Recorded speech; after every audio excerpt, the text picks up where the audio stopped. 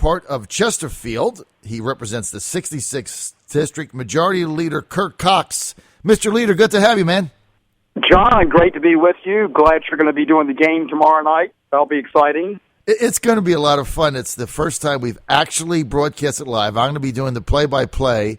I understand there's a lot of nicknames. I also understand that the Senate, once again, is cheating by bringing unauthorized people in, like Ben Wallace. I heard that the other day. So they can't beat you guys straight up, so they have to cheat. What do you think of that? It's awful, but I laugh now. When I first got here, the game was between the Republicans and the Democrats, and the Democrats had a guy named Tom Jackson who was small college All-American, and it took us like 5 years to finally beat him. And the first time we came close, George Allen, who was a delegate at the time, typical in George Allen fashion, with 5 seconds left and we're tied, crashes into a 300-pound guy, knocks him over, and fouls, and we end up losing. So George was aggressive even back then. So it's been a fun game. All the money goes to Massey Cancer. So I'm glad you're doing that. I think that's great. Yeah, it is going to be. It's going to be a great deal of fun, and we have a couple of sponsors for that stepped up and made it possible because I have to pay for production, all that stuff. But it's going to be a lot of fun, and I recruited Senator Stanley to be my color analyst now. He tells me he's like a basketball guru, so we'll see, right? He says Bill's a guru of everything. So he's a former basketball coach, though. He'll do a good job. So now, just before we get to the politics, I know you coached baseball at the high school level. Did you coach basketball also? I did. I actually coached basketball longer than baseball. I was actually the coach of the Republican team for years, and I was sort of a player coach. I retired. When you're 58, it's a little bit harder to get up and down the court with any speed. So, I loved it. I mean, I used to man press and jump switch out of a man press, and we would try to get after you. So that was. Well, that's the way to. That's if you have the speed, that's how to control the tempo. No question. So, Mr. Leader, yesterday the Republicans unveiling their budget for Virginia. You guys, as customary, did it on a Sunday.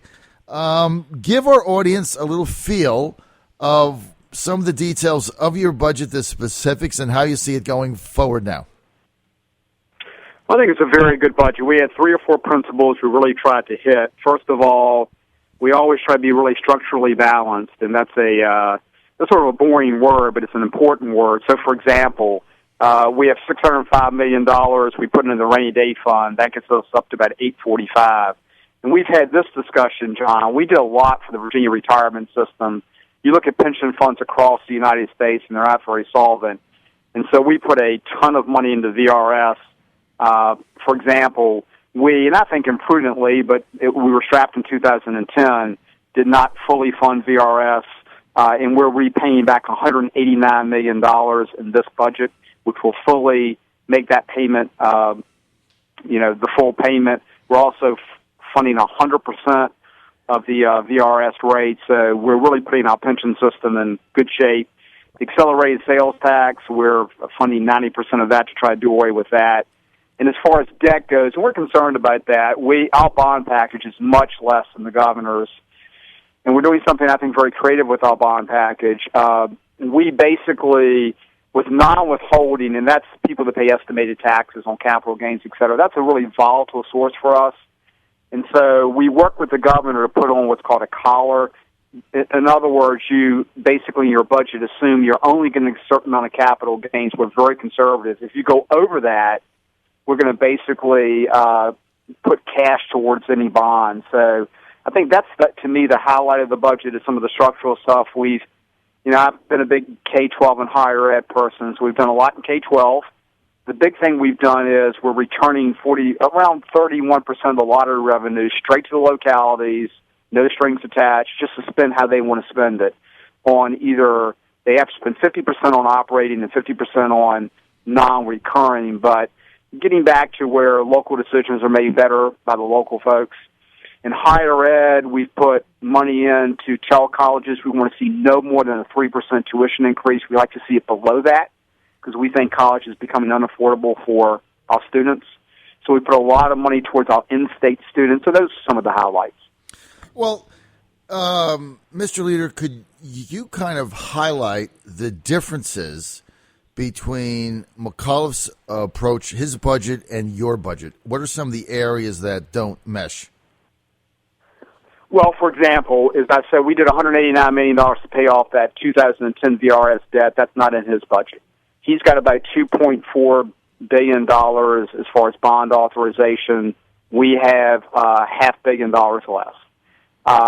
In K-12, he sent the money back with a more prescriptive manner where the localities would have to match. For example, he gave the localities what's called at-risk add-on money, and that mainly goes to at-risk schools, but they have to match that to a certain degree. We just sent it back into all schools and said, you sort of know where your holes are. It might be in technology, it might be in teachers, so that's a difference.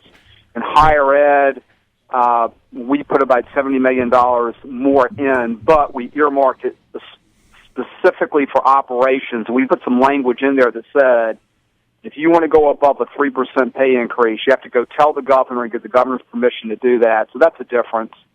And for state employees, we have a 3% pay raise in the first year. He had a 2% pay raise in the second year. So we've also, one of the things we've been very concerned about is our state police, which has been fairly chronically underfunded. Right. So we put some additional money in there. We also plugged some holes. I mean, if you look at McAuliffe's budget, there were some holes in there. We're way down on the number of correctional officers we need. We pay what are called jail per diems, and that is basically back to local jails. He underfunded that, so it's not very, I guess, earth-shattering, but we funded some of those holes to make sure that, we don't have any gaps in our budget. So those are probably some of the bigger differences. So if you look at this, your budget, Mr. Majority Leader, and the governor's budget, and you mentioned some of the difference, like you said, none of them earth-shattering, really. So what happens now? I mean, how did this get reconciled? And let me mention one other thing. We spent about $59 million less in economic development. Now, that area still takes a bump, but we felt like that spending has really gone up over the last 4 or 5 years, and that there hasn't been enough scrutiny of that spending. So we basically had our watchdog arm, JLART. We're going to have them going forward like they do with VRS and the college savings plan. They'll report to us every year on how well that money's being spent in metrics. So we put less money in there, so I meant to mention that one. As we go forward now, our budget's on the floor on Thursday. It just came out of committee yesterday. And then we'll debate our budget, and then we'll pass it. The Senate will do the same thing. Then the budgets cross over. Mm-hmm. We typically reject the Senate version of the budget. They reject ours. And then we go into what's called a conference committee, which is made up of basically 6 House members and 6 Senate members. And then we try to work out the differences. So the ball is totally in the legislative court at this point. And then when we finish with the compromise, it goes up to the governor. And then, of course, the governor decides what changes he wants to make. And we come back in 6 weeks after the session and then deal with his amendments and line item vetoes to the budget. So what is the, if you could share with our audience just as we go through the sausage making process, I don't do this often, but I think with the budget it's very interesting. So is the governor allowed in Virginia? I mean, he can make amendments to it. He can redline things in or out, right? It's not like a federal budget where it's either, up or down. So, right. He can. You're right. He can amend it. He has a line item veto, what we call item numbers. And so, an item number will be a very specific number in the budget. It might deal with, a specific topic. So he does have obviously more flexibility. And you're right. He has much more flexibility than a president would have, as you say, who has to basically veto the whole thing or pass the whole thing. So, for example, we get back in 6 weeks after we adjourn, he might have, depending on the governor, he might have 70 different items that he's addressed in the budget. Now, last year, once we got past the Medicaid expansion fight, he actually had no amendments to the budget, which is highly unusual.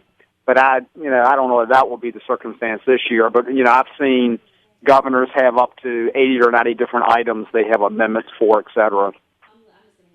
So then he makes his amendments. 6 weeks, you guys come back and you either go with it or override it, right?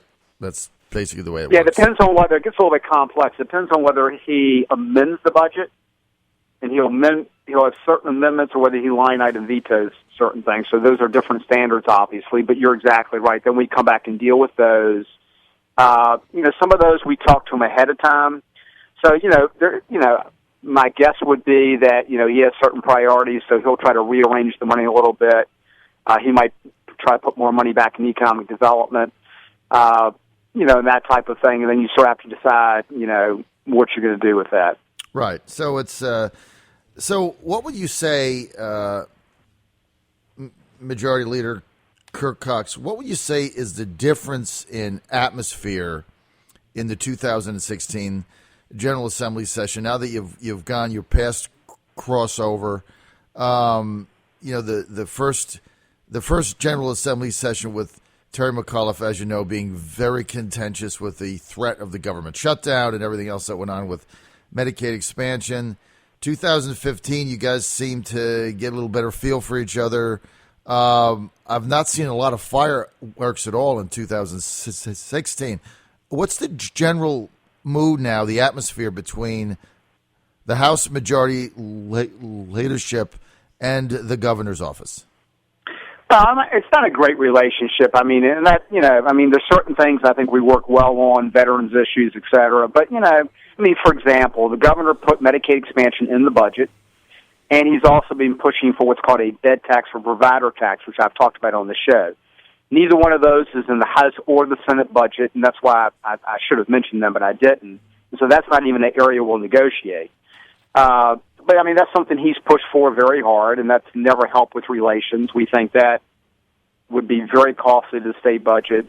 Governor, he's different. He spends a lot of his time, as you know, on economic development. He doesn't weigh in on a lot of the details of a lot of issues. I would contend that most of the major initiatives that have come out of government the last 4 or 5 years have been initiated by the House of Delegates. Right. It's just not a great relationship. It's, but it's not, you're right. Since the first year, it's better, but still wouldn't be great. So what you're saying is the happy hours have not worked. Happy hours have not worked. That was interesting when we got all kinds of different invitations to every happy hour in the world.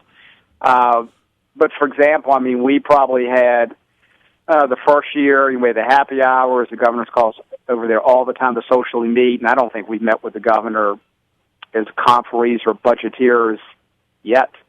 So we probably will meet with him after the House budget passes, but, that's changed.